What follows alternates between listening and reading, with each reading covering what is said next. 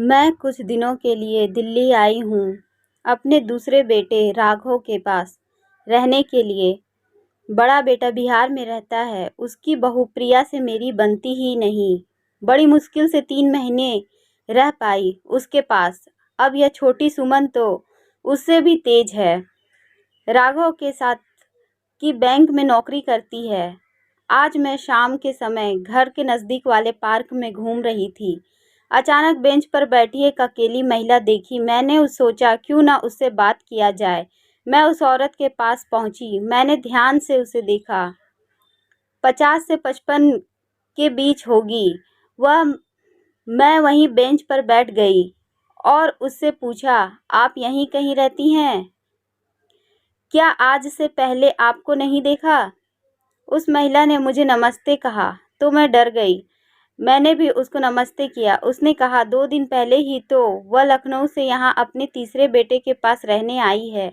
उसने अपना नाम राधा बताया। मैंने गौर से देखा। उसे बिल्कुल अपने नाम के जैसी थी। वह जीने की आशाओं से भरपूर। उसने करीने से प्रेस की हुई सूती साड़ी पहनी थी। बहुत ही तरीके से बाल भी बनाए थे। मैंने सूती साड़ी को देखा जो जगह जगह से मुड़ी हुई थी और मेरे बाल भी काफ़ी उलझे और बिखरे हुए थे। कुछ औपचारिक बातें करके और कल फिर मिलने की बात कर मैं अपने घर आ गई। आते ही मैं सीधे अपने कमरे में गई। आईने में खुद को देखा। मैं भी तो उसकी ही उम्र की हूँ।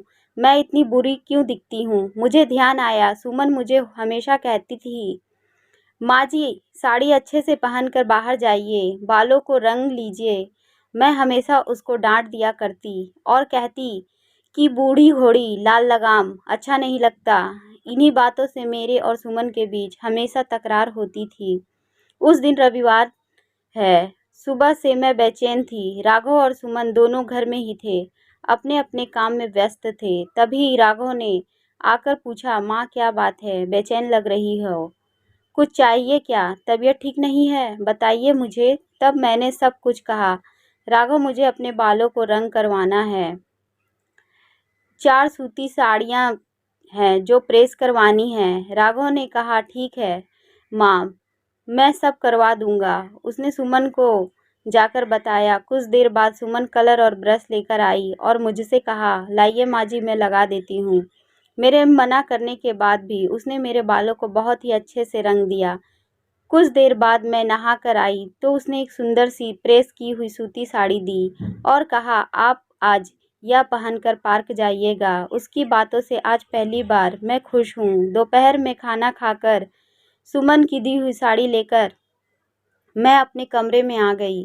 मुझसे शाम का इंतजार नहीं हो रहा था। जैसे ही 5 बजे मैं सुमन की दी हुई साड़ी पहनकर पार्क की तरफ गई। राघव और प्रिया भी मेरे साथ इस बदले हुए रूप से खुश थे और शायद आश्चर्यचकित भी। मैं जैसे ही पार्क पहुंचकर बेंच पर बैठी, राधा आती हुई दिखी। वह भी आकर मेरे बगल में बैठ गई। हम दोनों ने एक दूसरे को नमस्ते किया। मैं तो राधा और उसकी बहू के बीच होने वाली खटपट के बारे में सुनने की इच्छुक थी, क्योंकि जब मैं बिहार में बड़े बेटे बहू के पास रहती थी तो शाम के समय मोहल्ले की सभी औरतों के साथ मिलकर एक दूसरे से अपनी अपनी बहुओं की बुराइयां ही करती थी। मैंने ही शुरुआत कर दी। मैंने कहा, राधा जी, ये बहुएं ना जाने अपने आप को क्या समझती हैं। मुझे तो उन लोगों का रवैया, उनका रहन सहन बिल्कुल अच्छा नहीं लगता। राधा जी ने कहा, नहीं बिमला जी, ऐसा कुछ नहीं है। समय के अनुसार बहुत कुछ बदल ही जाता है। मेरी तीनों बहुएं मेरा बहुत ख्याल रखती हैं। मेरे पति के जाने के बाद मैं बिल्कुल अकेली हो गई थी। मेरे बेटे काम पर चले जाते, मेरी बहुओं ने ही मुझे संभाला। मेरी बड़ी बहू सरकारी अस्पताल में नर्स है। उसने 1 महीने की छुट्टी ले ली। मेरी दूसरी बहू घर में ही रहती है। उसने घर का सारा काम संभाल लिया और छोटी वाली बुटीक चलाती है। उसने भी 1 महीने तक अपना बुटीक बंद रखा ताकि मेरे ऊपर ध्यान दे सके। मेरी बहुओं का ही सहारा था कि मैं अपने गम से बाहर आ सकी। अब मैं कैसे कहूँ कि उनका रवैया अच्छा नहीं है। मेरी तो बोलती ही बंद हो गई, क्योंकि मेरे जीवन में आई यह पहली महिला थी जो बहुओं की बुराइयों की जगह उनका गुणगान कर रही थी। कल मिलने का वादा करके हम दोनों अपने अपने घर चली गईं। आजकल मैं सुमन से किचकिच नहीं कर रही थी। मेरे इस बदले हुए व्यवहार से दोनों बहुत आश्चर्यचकित थे। फिर भी किसी तरह घर में शांति है, यह देखकर सबको बहुत अच्छा लग रहा था। अगले दिन फिर मैं रोज के समय पर घर पहुंच गई। राधा जी भी आ गई थी। मैंने इधर उधर की बातें करने के बाद कहा, राधा जी, कल रात मेरी बहू ने खीर बनाई। चावल थोड़ी कच्ची थी। मैंने कह दिया तो उसने मुंह फुला लिया। राधा जी ने कहा, मेरी बड़ी बहू ने भी एक बार खीर बनाई थी और चावल कच्ची रह गए थे। मैंने मन में सोचा कि खुद भी तो खाएगी इस खीर को, खुद ही पता चल जाएगा। मैं अपने मुंह से बोलकर क्यों बुरी बनूं। और सच में वही हुआ। मेरी बहू ने मुझसे आकर पूछा, माँ जी, आपने क्यों नहीं बताया कि खीर में चावल कच्चे हैं। मैंने कहा, वह मैं कहती तो तुम्हें बुरा लगता, क्योंकि मैं तेरे सास हूँ। यह रिश्ता ही ऐसा है। तुझे तेरी गलती का एहसास हो गया, आगे से कभी भी खीर के चावल कच्चे नहीं होंगे, कहकर मैंने सिर पर प्यार से हाथ फेर दिया। यह सुनकर तुम्हें दंग रह गई। आशा जी की बातों में कहीं भी किसी की शिकायत नहीं होती थी। जिंदगी को देखने का उनका जो नज़रिया था, वह मैंने आज तक किसी भी साथी, किसी औरत में नहीं देखा था। शाम को मैं घर आई तो सुमन ने बैंक से आकर प्याज के पकौड़े और चाय बनाई। वैसे तो वह खाना बहुत अच्छा बनाती है थी, पर मैंने कभी उसकी तारीफ नहीं की।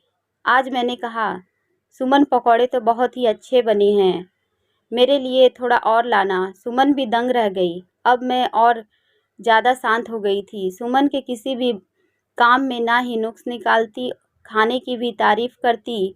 एक दिन सुमन किसी से फ़ोन पर कह रही थी और मैंने सुना। वह कह रही थी कि मेरी सास बहुत ही अच्छी है, मेरा बहुत ध्यान रखती है।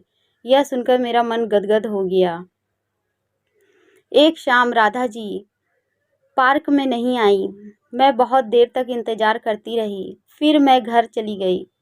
अगले दिन फिर मैं पार्क गई। रविवार था। तीसरे दिन भी राधा जी नहीं आ रही थी। मेरा फ़ोन नंबर उन्होंने लिया था, पर मुझे अपना नंबर नहीं दिया था।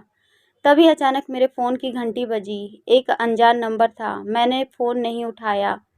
दोबारा फ़ोन बजा। मुझे लगा कि राधा जी का हो सकता है। मैंने फ़ोन उठा लिया। उधर से एक अनजान और औरत की आवाज़ आई, हेलो कमला जी, बात कर रही हैं?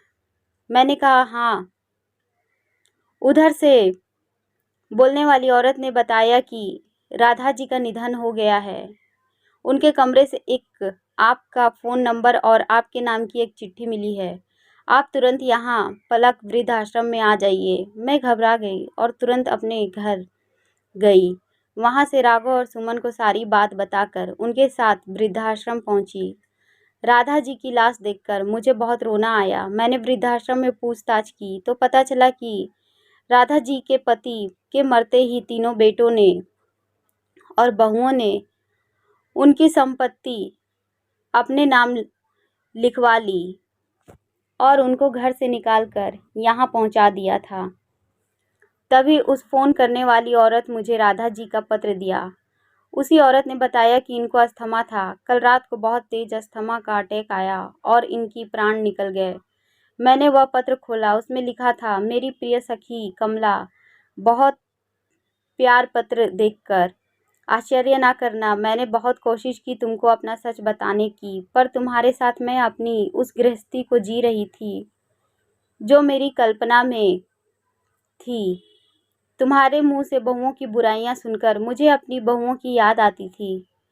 तुम तो बहुत भाग्यवान हो, कम से कम तुम्हारे बेटे बहू ने तुम्हें घर से नहीं निकाला। तुम आज भी उस घर की मालकिन की तरह ही हो, सबके साथ बैठकर खाती पीती हो। तुम्हें बेचैन देखकर तुम्हारे बेटे और बहू परेशान होते हैं। मेरे भाग्य में यह सब कहाँ। कुछ ही दिनों में मैंने तुम्हारे साथ अपनी काल्पनिक दृष्टि और बेटे बहुओं का जो सुख प्राप्त किया है, वह मेरे लिए अनमोल रत्न है। मैंने तुमसे बहुत झूठ बोले, इसके लिए क्षमा करना। मैं अब नहीं बचूंगी। मेरी तबीयत ने मुझे इशारा कर दिया है। तुमसे प्रार्थना है कि मेरे बेटे बहुओं को मेरे मरने की कोई खबर नहीं करना। राघव और सुमन भी मेरे बेटे और बहू हैं, उनसे ही मेरा क्रियाक्रम करवा देना। तुम्हारी सखी राधा। पत्र पढ़कर मैं खूब रोई। वहां रहने वाले लोगों ने उनके बेटे और बहुओं को खबर देने करने की बात कही, पर मैंने मना कर दिया। राधा ने मुझे जीने का नया तरीका सिखाया। मैंने वह पत्र राघव और सुमन को दिया। उनकी आंखों में भी आंसू थे और वे दोनों अपना फर्ज पूरा करने के लिए तैयार थे। लेखिका अभिलाषा आभा। तो दोस्तों, कहानी पसंद आई हो तो वीडियो को लाइक, चैनल को सब्सक्राइब करें। धन्यवाद।